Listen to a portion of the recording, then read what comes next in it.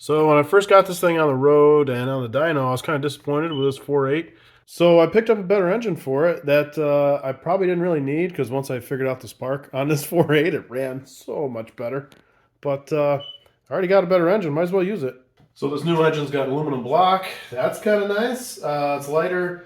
It's got more displacement, more compression ratio, better cylinder heads, more horsepower, obviously. But it's still a 24-time crank reluctor, which means the P01 PCM that I'm using from the truck and all that works. I can use the Camaro tune with a reverse lockup and all that stuff. So no redoing of the wiring or anything, and it will drop right in here. Oh yeah, and I got it dirt freaking cheap, $500. So that's like a win, win, win, win, win, win, win, win, win.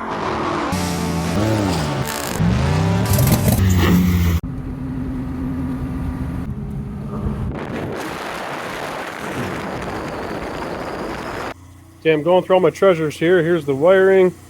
I already put away the electric fan. Here's accessories and all that stuff for that L33. But I can tell you what I do not need, and it's this piece of garbage.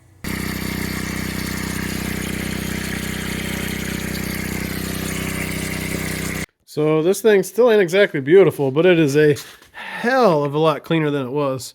Really nasty oil leak at the oil pan. I got to put the Camaro pan on there anyway.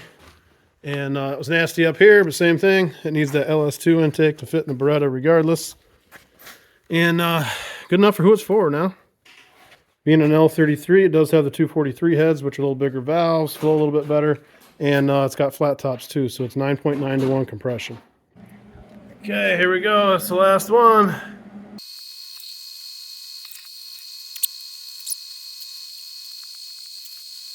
Okay, that's the best success rate I've ever had. That's 5 out of 6, which is a lot better than it was on that 4.8 that I did. I think half of my tries failed on that. So a little practice and you get better. I found the key is to weld the washer on there first, not try to go straight to the nut. And then once you got the washer burned in there real good, weld a nut on the washer. So now with those all done, I just checked all the plugs. Didn't see anything there that scared me, and I seized them, threw them back in. So the next step is to get this thing running. Well, this ain't beautiful, but I have seen worse. And I got a new set of valve covers for it already. Yeah, this side more the same. Nothing I'm worried about. This battery's half dead. Let's see if this works. Key on.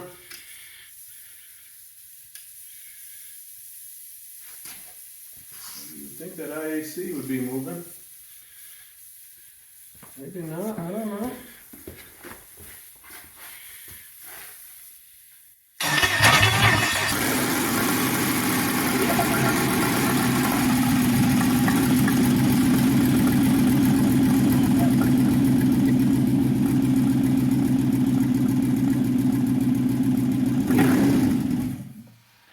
Stalled it.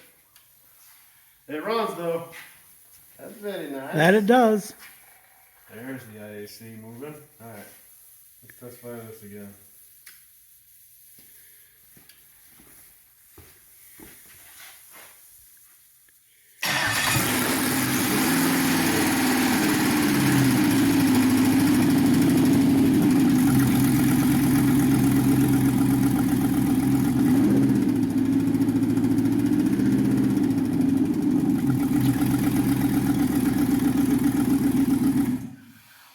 Okay, happy with that.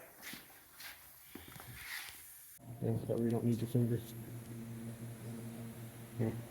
Oh, you're left-handed. That's why you... There you go. But I always...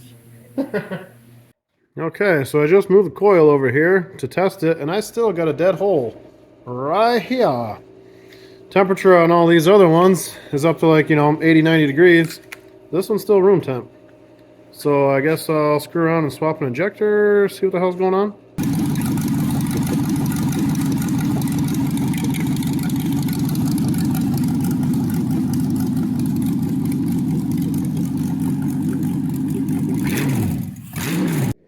Okay, making a house call to get my buddy's LS running.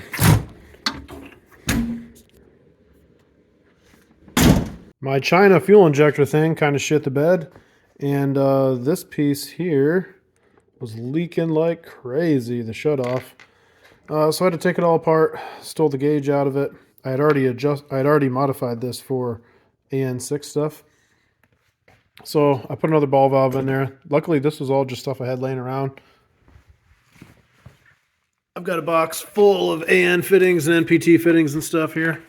And I had what I needed to make this work. This wasn't actually quarter NPT. This is all weird China threads and stuff. I remember having that issue here. And also with this one here. But the gauge actually is 1/8 inch NPT, which makes that easy. I had this little 6AN adapter fitting all ready to go. But this was the wrong threads. This was the wrong threads. I just mixed up some JB Weld, and that should be really good thread sealant.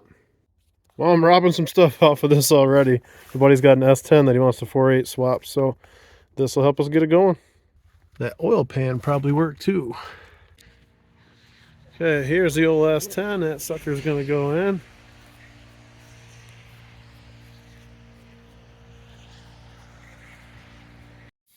Okay, so we're getting another LS running here.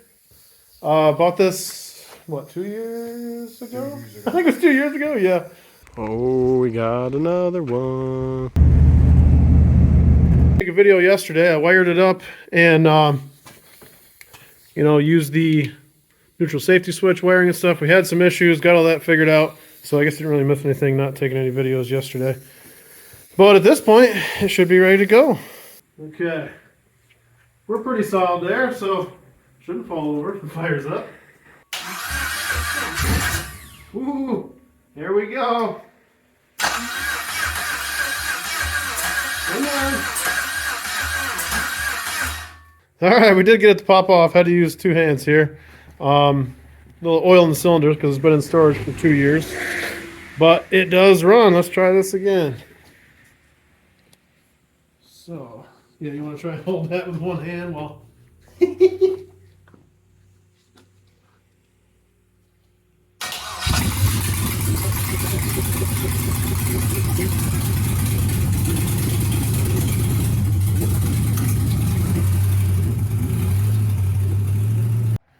Here's the old small block 350 in this old S10 where the LS is going. Okay, just threw some gas in there. Been sitting for, I don't know, 1.5 years. Let's see what we get.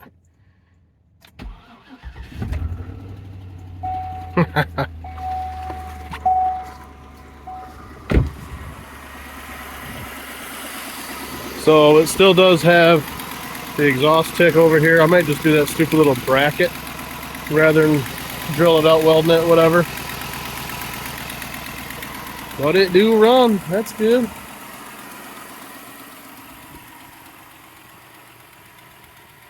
Wifey's been talking about using this. I think this is some Droid thing. I don't know if it has CarPlay. That's what my wife's gonna want. Nice.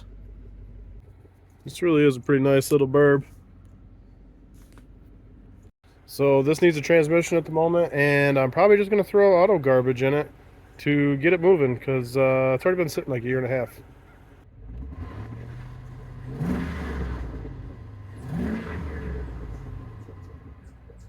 Okay, so that's my buddy's 4.8 and 2 of my 5.3s running, but I still do have this Blazer frame with the aluminum 5.3 that I haven't run yet. And I got 2 that I bought like 2 years ago that I got running when I first bought them, sitting at my brother-in-law's house. I got to get those running too.